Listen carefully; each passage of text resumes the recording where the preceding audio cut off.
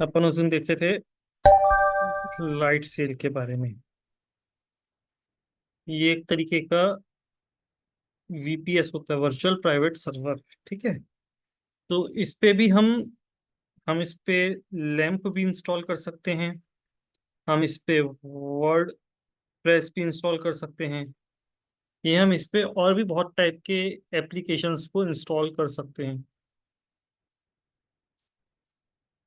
बहुत टाइप के applications install किए जा सकते हैं इसके ऊपर। तो लाइट सेल बेसिकली क्या करता है? Lightsail separate Lightsail के नाम से एडब्ल्यूएस हमसे कुछ चार्ज नहीं करेगा, बट इसके रिसोर्सेस चार्ज करते हैं। रिसोर्सेस मतलब जैसे इसके लिए EC2 बनेगा, इसके लिए S3 बनेगा, इसके लिए EIP रहता है, इसके लिए लोड बैलेंसर हो सकता है।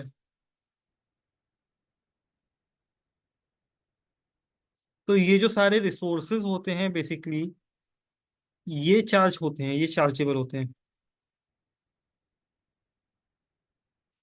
बट पर्टिकुलरली जो आपका लाइट सेल है ये अलग से कुछ चार्ज नहीं करता। तो लाइट सेल अलग से चार्ज नहीं करता, बेसिकली चार्जेबल होते हैं इसके resources like EC2, S3, elastic IP, load balancer etcetera. इसको हमको एक प्रैक्टिकल करना है इसका एक।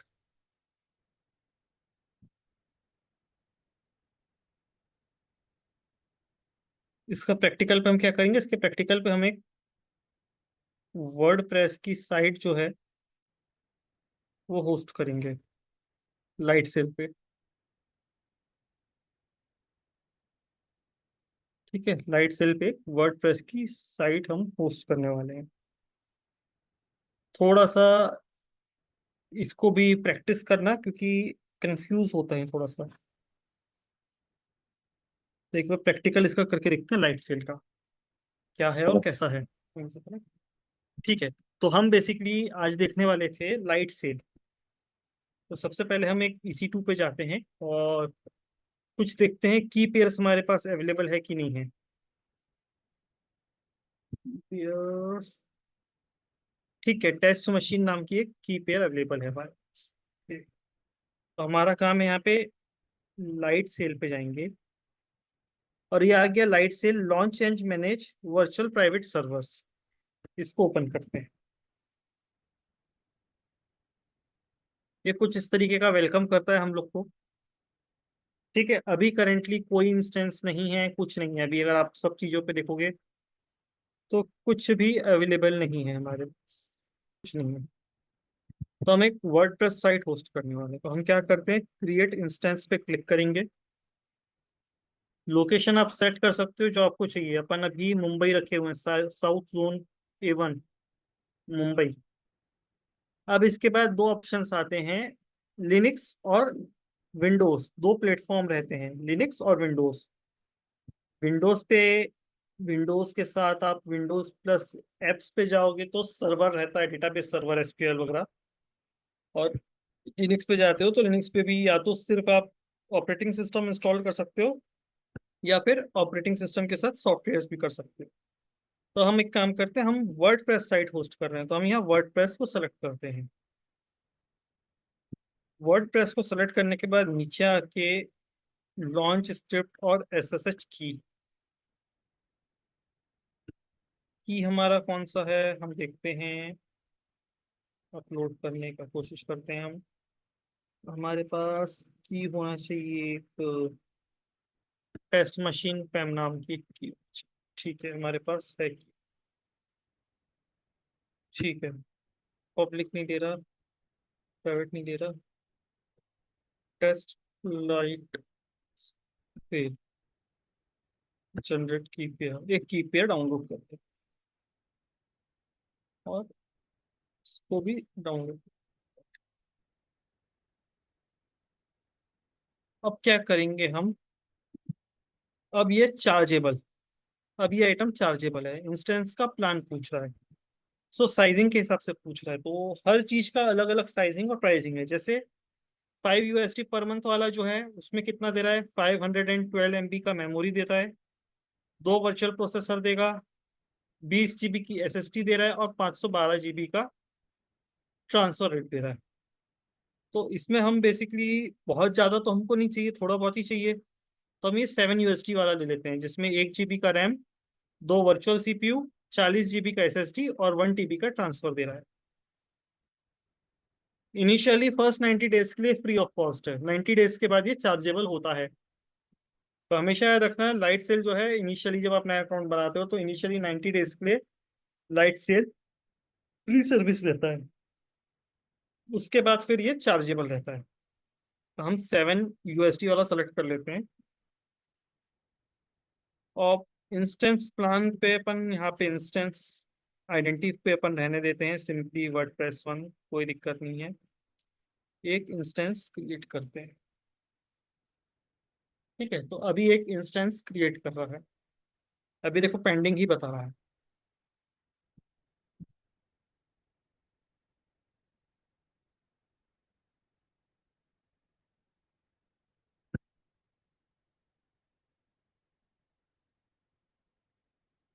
हम इसको एक बार फिर से रिफ्रेश करके देखते हैं आया कि नहीं आया। ठीक है, रनिंग है।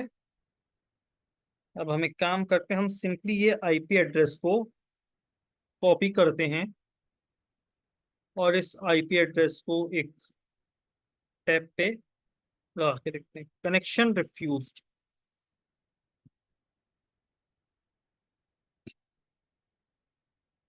अब हम कनेक्ट कर लेते हैं।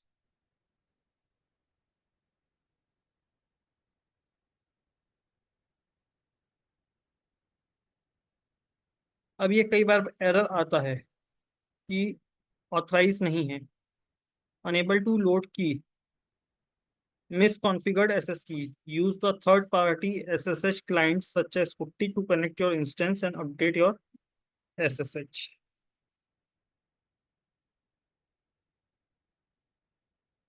अभी अगर यहाँ देखें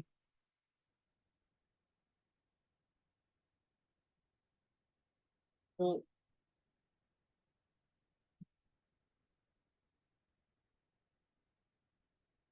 ये देखो, ये एक वेबसाइट आपकी लॉन्च हो गई। हमने कुछ नहीं, सिर्फ आईपी एड्रेस को दोबारा से कॉपी किया और ये वेबसाइट जो है ये लॉन्च हो गई। कई बार क्या होता है कि आप रेडीमेड साइट्स होती हैं जो आप इस पे डायरेक्टली होस्ट कर सकते हो। लाइट सील पे एक वीपीएस है, वर्चुअल प्राइवेट सर्वर है। अब अगर,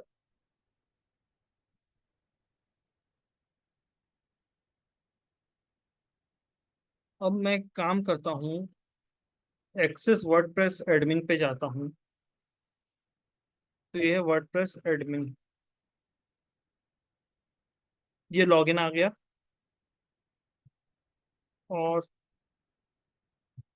अब हम एक काम करते हैं, यूजर नेम यूजर है, डिफॉल्ट पासवर्ड जो है उसको कर लेते हैं।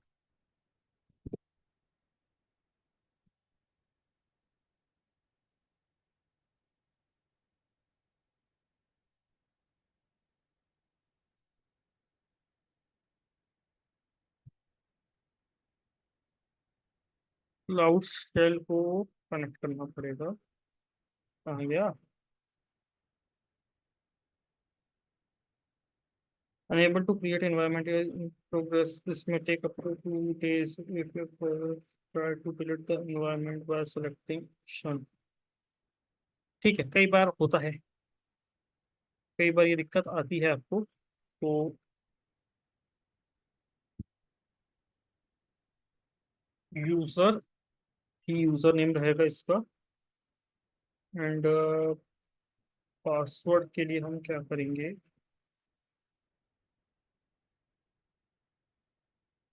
पासवर्ड के लिए बेसिकली कुछ ऑप्शंस रहते हैं। ये कमांड बोल रहा है चलाने के लिए, कॉपी क्लाउड शेल। ठीक है, एनवायरनमेंट अभी हमारा वैसा,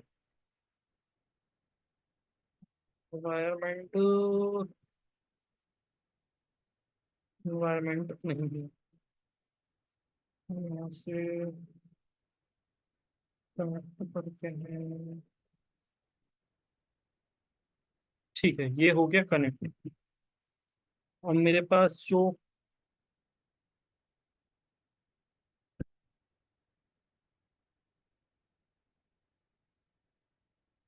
कमांड कॉपी किए थे हम उसको पेस्ट करते हैं। ओके, ठीक है।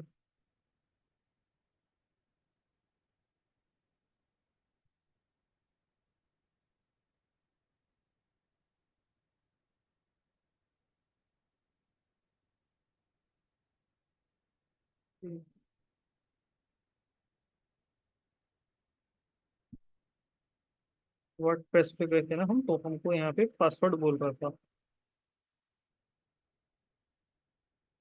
फिर हमारा सपोर्ट नहीं कर रहा था। ठीक है, तो ये हमको यहाँ से बोल रहा था पासवर्ड को रिट्राइव करने, बट कई बार क्या होता है ये कि नहीं चल पाती, कई बार होता है नहीं चल पाती। ठीक है, तो हम एक ऑप्शन ये कर सकते हैं, ये कैट वाला जो कमांड है इसको कॉपी करते हैं सिंपली। कैट बेसिकली क्या कर रहा था, कैट कमांड क्यों यूज होता था?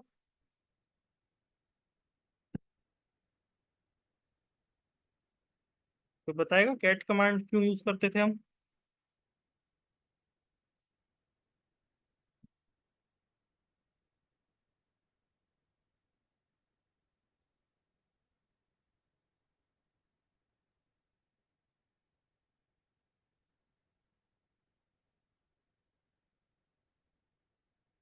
कोई नहीं बता रहा।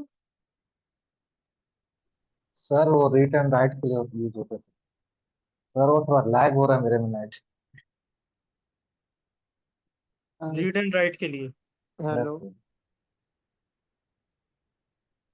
सर, वॉइस नहीं आ रही सर आपकी। हेलो। हेलो। हेलो। हाँ, वॉइस नहीं आ रहा क्या? हाँ सर, अभी आया। हाँ अब आ रहा है सर, हाँ क्लियर। ठीक है। उस टाइम थोड़ा लैग हो रहा था। हाँ हाँ, कैट कैट कमांड क्यों यूज कर रहे थे? सर रीड एंड राइट के लिए। रीड एंड राइट के लिए, ठीक है। तो हमेशा आपको याद रखना है एक चीज कि आपका जब ये लाइट सेल ओपन होता है तो इसमें एक फाइल होती है, एप्लीकेशन अंडरस्कोर पासवर्ड। ये आपको बेसिकली पासवर्ड बता सकती है। तो मैं सिर्फ इस लाइन को कॉपी करता हूँ और यहाँ कनेक्टेड पे जाकर के मैं सिंपली इस लाइन को पेस्ट कर दूंगा। और ये देखो मेरे को नीचे जो है ये पासवर्ड बता रहा है ये वाला। मैं यहाँ से इसको कॉपी करता हूँ और यहाँ पे आके लॉगिन करना था मेरे को, एडमिन।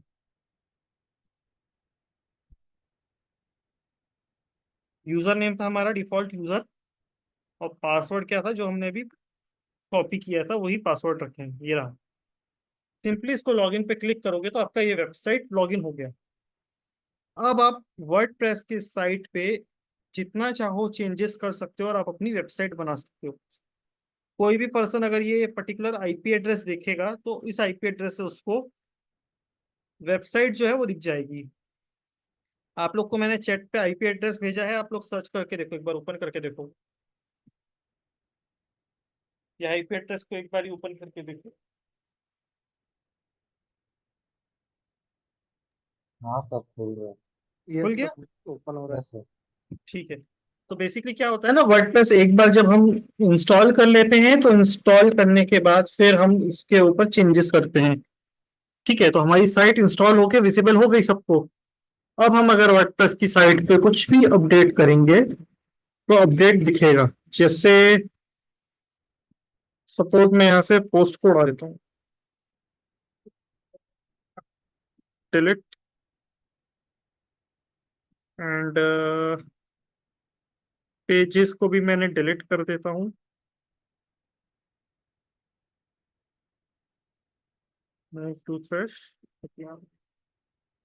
एक नया पेज बनाता हूँ।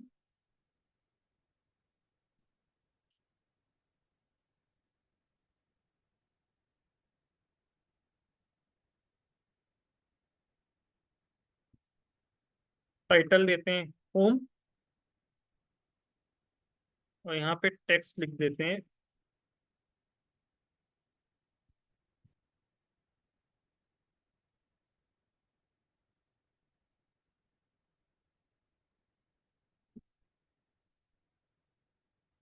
इसको भी डिलीट कर देते हैं,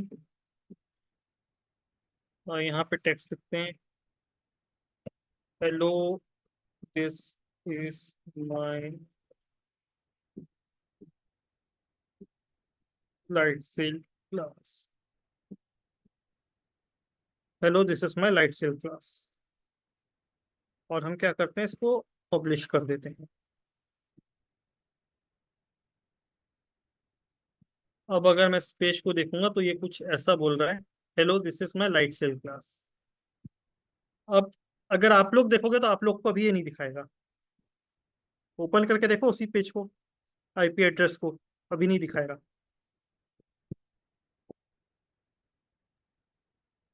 सर चल तो रहा है सर।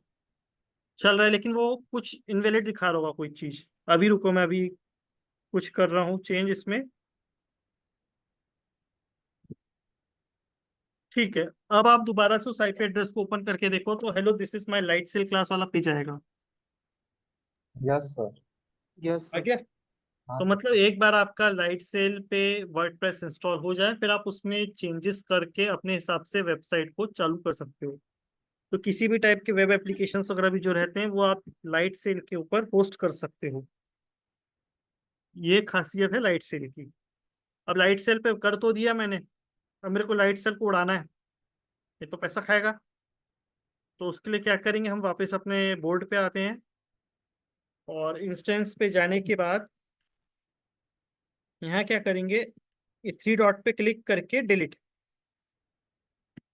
और डिलीट कर देते हैं इसको। ठीक है, इंस्टेंस डिलीट हो गया।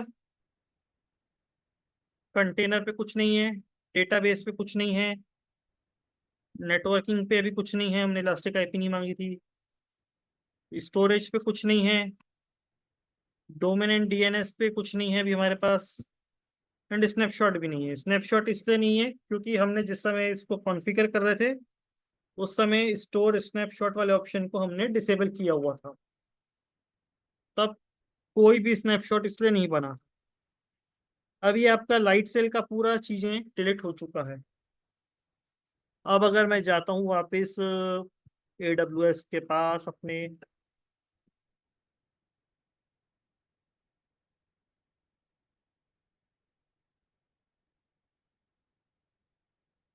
अब अगर मैं EC2 चालू करके देखूंगा तो EC2 देखो नहीं चल रहा, मेरा EC2 रनिंग में नहीं है। इसने ऑटोमेटिकली की पेयर बनाया था तो की पेयर भी डिलीट कर दिया है अपने आप।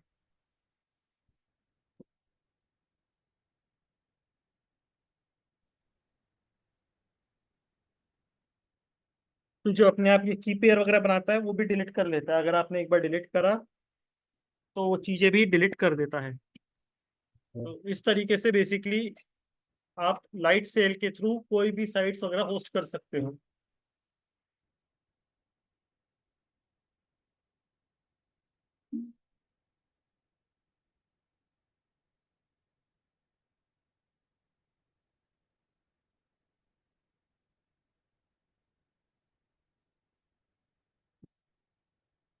तो ये पार्ट आता है आपका लाइट सेल का। इसके बाद एक चीज और आती है जो कुछ दूसरे नाम से चलती है। वो जो आता है उसको अपन बोलते हैं,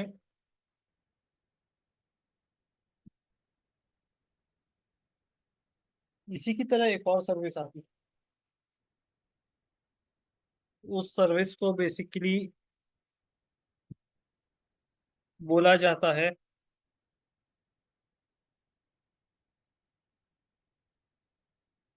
विनस्टॉक।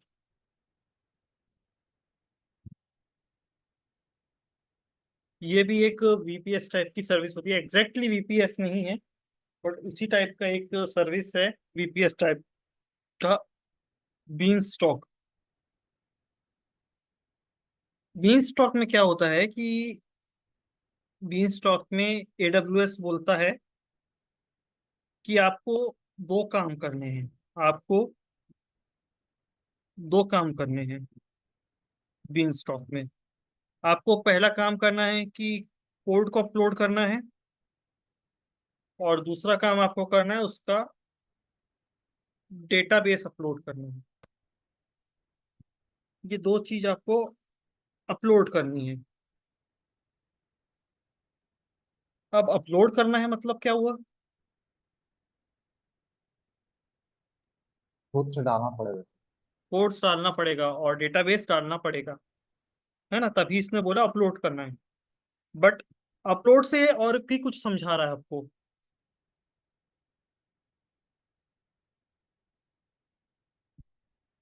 ठीक है, अपलोड का फर्स्ट पॉइंट तो वो आपको जो बोल रहा है बेसिकली आपको कोड अपलोड करना है और डेटाबेस को अपलोड करना है। बट इसके अलावा भी ये एक काम कर रहा है, ये कुछ आपको और हिंट कर रहा है। क्या हिंट कर रहा होगा ये? हम्म, सब खुद ही डिजाइन करना पड़ेगा, सब चीज कॉन्फ़िगर करना पड़ेगा।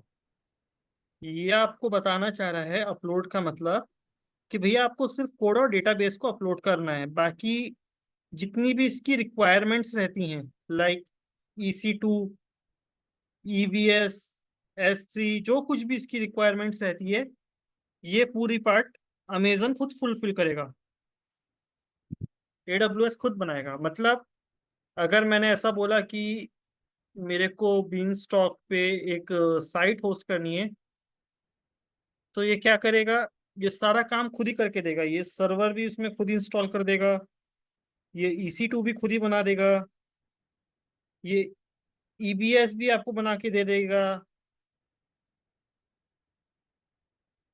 ये सारा काम खुद करके दे देगा।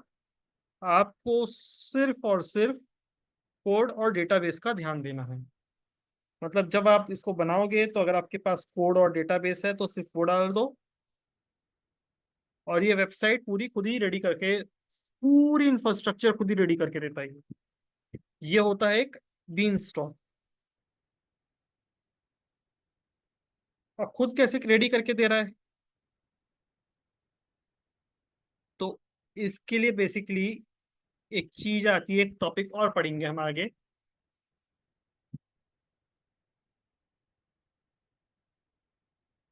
इसको पढ़ेंगे आगे, IAAC। IAAC का मतलब होता है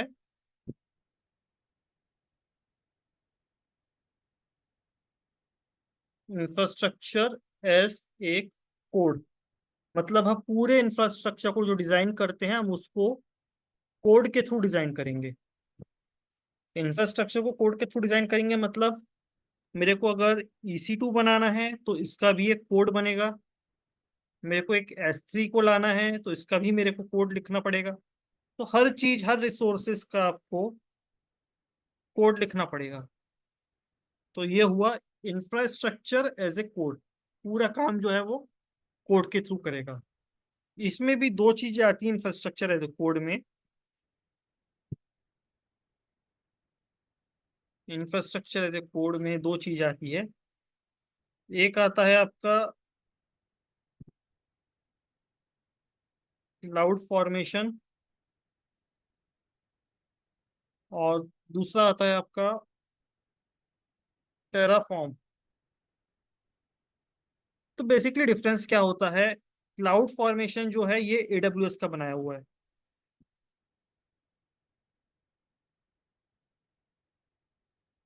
क्लाउड फॉर्मेशन AWS का बनाया हुआ है नेटिव चीज। तो ये क्लाउड फॉर्मेशन जो है सिर्फ AWS क्लाउड पे ही चलेगा। और इसके कंपैरिजन में अगर आप टेराफॉर्म देखते हो तो टेराफॉर्म बेसिकली बनाया है एक कंपनी ने जिसका नाम है हैशिकॉर्प। और ये सभी क्लाउड को सपोर्ट करता है। टेराफॉर्म सभी क्लाउड को सपोर्ट करता है। तो हमको यहाँ पे बेसिकली, क्योंकि अगर अभी हम एज ए क्लाउड इंजीनियर जा रहे हैं तो हमको अभी लगने वाला है क्लाउड फॉर्मेशन। ये बेसिकली किनको लगता है, ये जो होते हैं डेवऑप्स वालों को लगता है मेनली। तो ये डेवऑप्स को क्यों लगता है, ये क्लाउड को क्यों लगता है, मतलब एडब्ल्यूएस सिर्फ क्लाउड को क्यों लगता है और डेवऑप्स को टेराफॉर्म क्यों लगता है? बिकॉज ये क्लाउड को इसलिए लगता है क्योंकि ये एडब्ल्यूएस का ही बनाया हुआ है। तो एडब्ल्यूएस का बनाया हुआ है मतलब ये सिर्फ एडब्ल्यूएस पे चलेगा। और इसके कंपैरिजन में अगर आप टेराफॉर्म पे जाते हो तो डेवऑप्स के लिए कोई क्लाउड फिक्स नहीं है।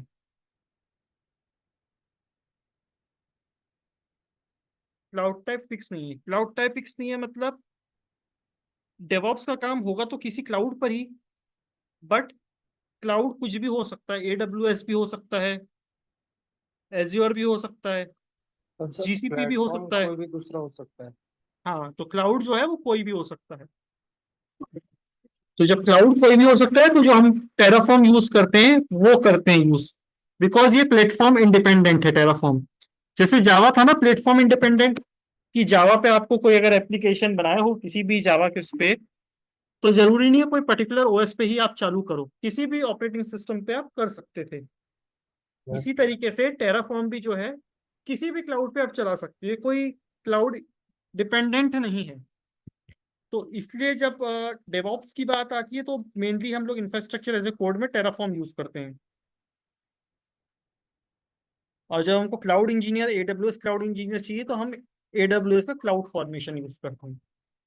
तो बेसिकली क्या होता है कि जब ये बीन स्टॉक बनाते हैं तो ये बीन स्टॉक क्या करता है, कुछ स्क्रिप्ट चलाता है बैकएंड पे और सारे इंफ्रास्ट्रक्चर डिजाइन करता है।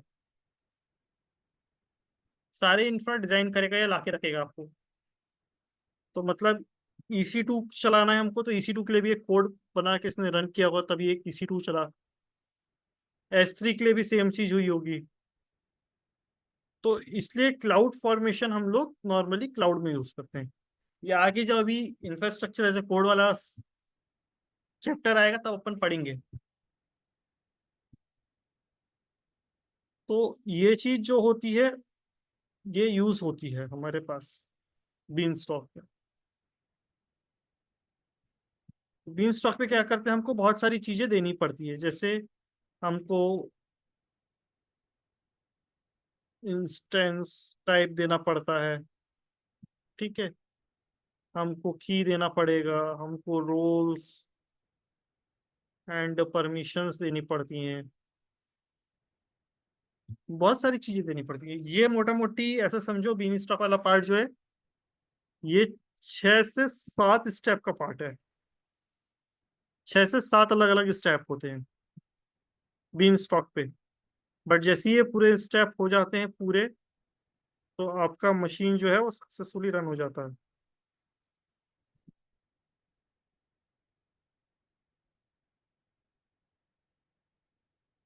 अच्छा, अब बीन स्टॉक जो होता है, बीन स्टॉक बेसिकली बहुत सारे टाइप के लैंग्वेजेस को सपोर्ट कर जाता है, चाहे फिर वो आपका पाइथन हो, आपका PHP हो, आपका नोड हो, आपका डॉकर हो, सर्वर में आपका टॉम कैट हो, कुछ भी हो। तो ये बहुत सारी लैंग्वेजेस को सपोर्ट कर जाता है।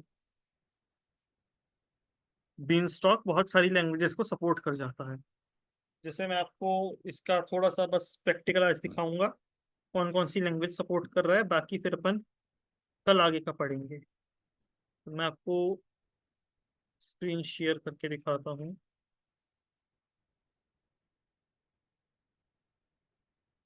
अगर मैं यहाँ लिखूंगा Beanstalk, Elastic Beanstalk, देखो run and manage web apps लिखा हुआ है। मैं इसको रन कर देता हूँ बीन स्टॉक को।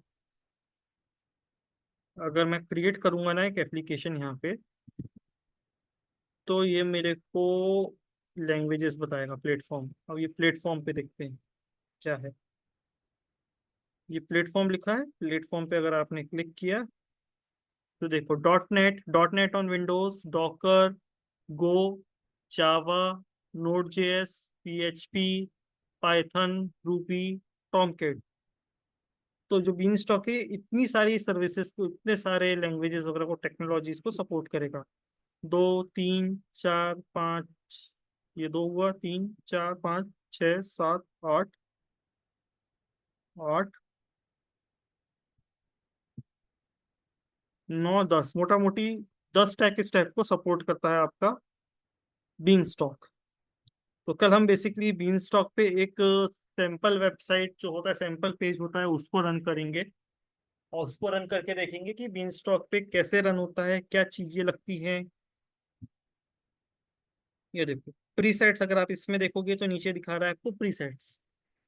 प्रीसेट्स में आपको बता रहा है सिंगल इंस्टेंस चाहिए, स्पॉट इंस्टेंस चाहिए, हाई अवेलेबिलिटी चाहिए। हाई अवेलेबिलिटी चाहिए मतलब ये मल्टीपल रीजन वगैरह पे भी आपको सपोर्ट कर देगा, बट ये सारी चीजें फिर वो पेड रहेंगी।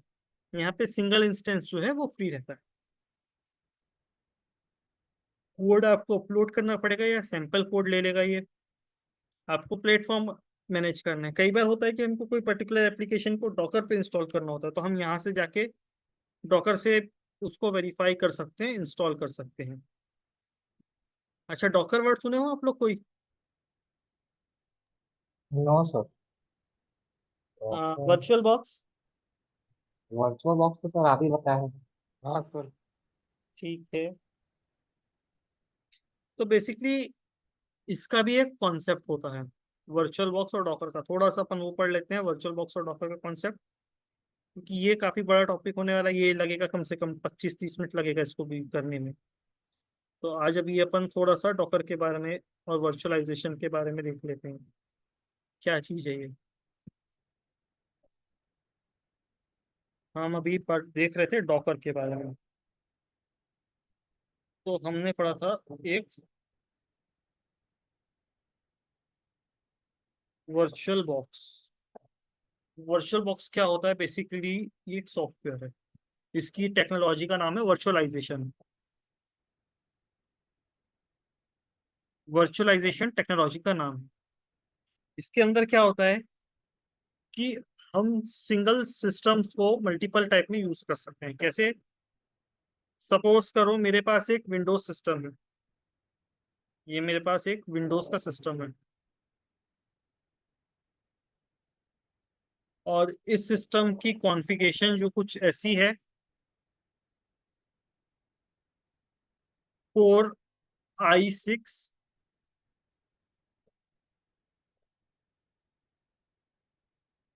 रैम जो है इसका रैम है 12 GB, हार्ड डिस्क है इसका 1 TB।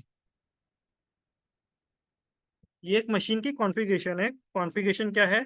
रैम है i6, प्रोसेसर i6 आ रहा है, रैम है 12 GB का और हार्ड डिस्क है 1 TB की। अब अगर मेरे को एक लिनक्स सिस्टम चाहिए, तो मैं क्या पूरा लिनक्स सिस्टम परचेस करूंगा? No sir. क्या ये सारी चीजें मेरे को दोबारा परचेस करनी पड़ेगी? No sir. तो इसके लिए क्या करेंगे? इसके लिए हम टेक्नोलॉजी यूज करते हैं वर्चुअलाइजेशन का। सेम कॉन्फ़िगरेशन रहता है मशीन का, इसको डिवाइड कर लिए। जैसे 3 कोर हमने विंडोज को दे दिए, 3 कोर हमने दे दिए लिनक्स को। सपोज 6 GB का रैम जो है वो हम विंडोज को दे दिए, और बाकी 6 GB का हमने लिनक्स को दे दिया। 1 TB की हार्ड डिस्क है, तो 500 GB जो है वो विंडोज को दे दिया, 500 GB जो है वो लिनक्स को दे दिया। मतलब एक ही मशीन पे हमने दो अलग अलग ऑपरेटिंग सिस्टम को चालू कर सकते हैं एट द सेम टाइम। तो इसके लिए यूज होता है वर्चुअलाइजेशन।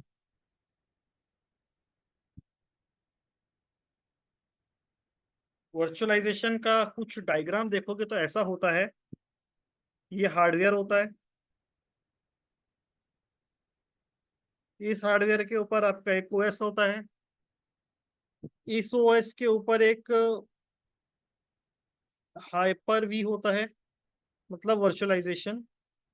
इसके ऊपर फिर एक ओएस होता है और इस ओएस के ऊपर एप्लीकेशन होती है। ये कुछ एक ब्लॉक डायग्राम बनता है आपका वर्चुअलाइजेशन का। हार्डवेयर होगा, हार्डवेयर के ऊपर ओएस होगा, ओएस के ऊपर हाइपरवाइजर या वर्चुअलाइजेशन, उसके ऊपर एक सॉफ्टवेयर ओएस और ओएस के ऊपर एप्लीकेशन। कुछ इस तरीके का डायग्राम बना। डॉकर थोड़ा सा अलग होता है। डॉकर जो होता है वो इसको बेसिकली कंटेनराइजेशन के लिए यूज किया जाता है। कंटेनराइजेशन के लिए मतलब सेम चीज ही कुछ हद तक रहती है, डायग्राम इसका चेंज हो जाएगा। डायग्राम कैसे चेंज हो जाएगा? आपके पास हार्डवेयर है, हार्डवेयर के बाद ओएस लगा, ओएस के बाद डॉकर लगा दिए और यहाँ पे आप एप्लीकेशन इंस्टॉल कर दिए। मतलब यहाँ पे दो पार्ट जो हैं, दो पार्ट गायब हो गए। अगर हम वर्चुअल बॉक्स इंस्टॉल करेंगे, अगर वर्चुअल बॉक्स इंस्टॉल कर रहे हैं तो हमको पहले ओएस लगाना पड़ेगा। ओएस के ऊपर फिर हम क्या लगाएंगे? फिर हम वर्चुअल बॉक्स को इंस्टॉल करेंगे। वर्चुअल बॉक्स के ऊपर फिर हमको फिर से ऑपरेटिंग सिस्टम लगाना पड़ता है और उसके बाद हम अपना सॉफ्टवेयर चला पाते हैं। और डॉकर बेसिकली क्या करता है?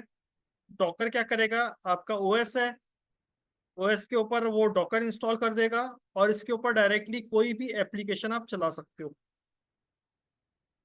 तो ये छोटा सा डिफरेंस होता है, बट इस डिफरेंस को अभी अपन आगे पढ़ेंगे बाद में, तो फिर देखेंगे कैसे करना है इस चीज को।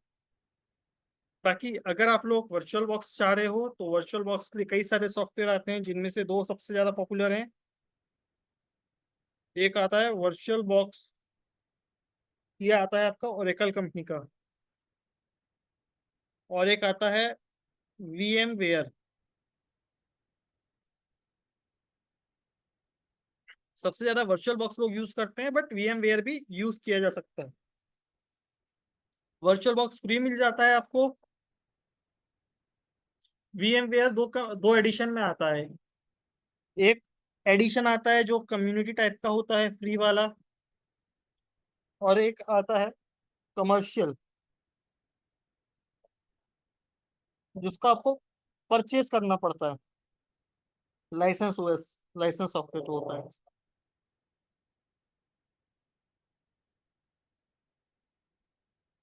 इतना चीज समझ में आया? Yes sir. Yes sir. सही में आया या फिर ऐसे ही बोल दिया यस सर? नहीं सर, डिफरेंस समझ में आया सर, वर्चुअल और डेस्कटॉप क्या है।